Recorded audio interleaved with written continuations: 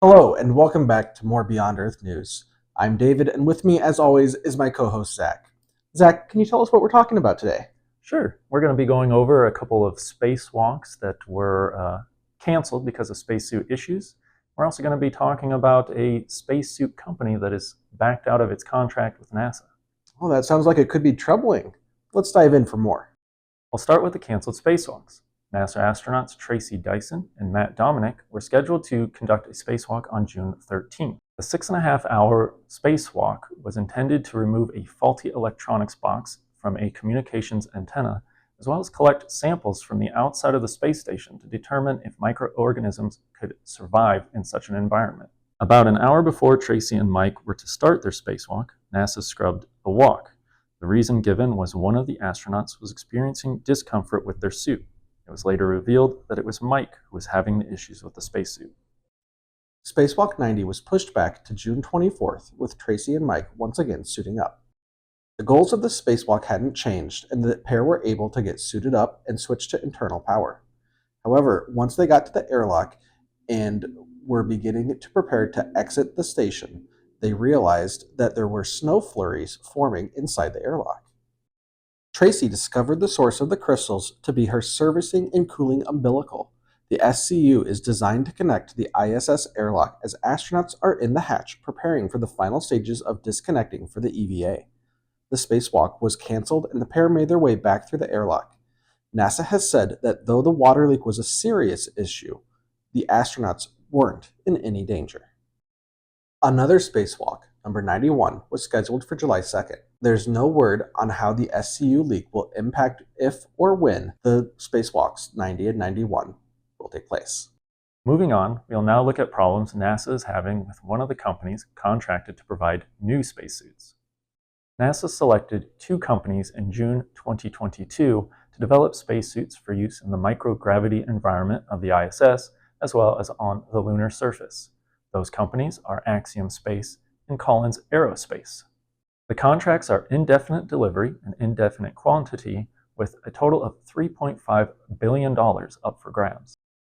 In September 2022, NASA tasked Axiom with making the suits that astronauts would use during moonwalks on the Artemis 3 mission. The task order came with $228.5 million in funding. In December that same year, Collins was tasked with creating replacements for the current decades-old suits. Their task order came with $97.5 million in funding. In July 2023, both companies received task orders valued at $5 million each.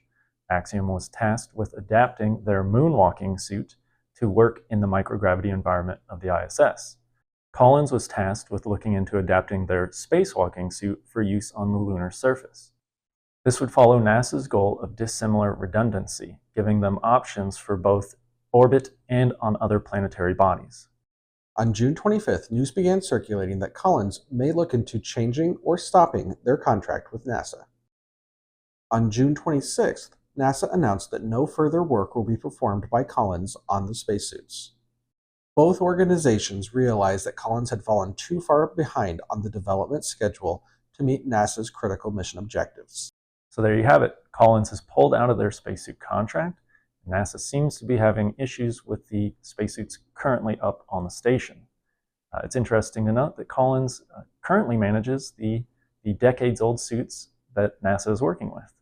What do you think about that, David? You know, that is interesting to note that even though they're currently maintaining the spacesuits that we use, they have fallen so far behind that they've had to back out entirely of making some new ones. Additionally, it's troubling to note all of the issues that the astronauts are experiencing up there. I can only imagine that maintenance takes its toll and on the suits over this long time that they've been in service, over 20 years now.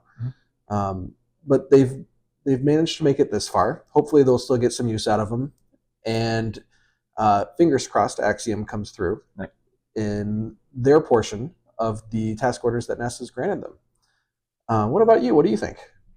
Yeah, I gotta agree. I mean, it's kind of weird that Collins, who is managing the current suits, would have such a hard time, coming up with a new one, or just, I don't know, upgrading the current ones. You would think they would be the ones ahead.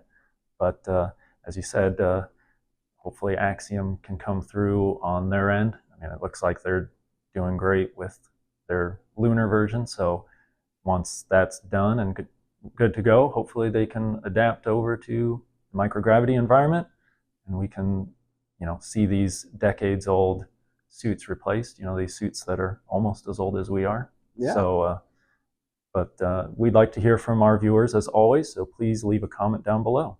And if you've made it this far, please like and subscribe for more Beyond Earth news. Thanks for watching.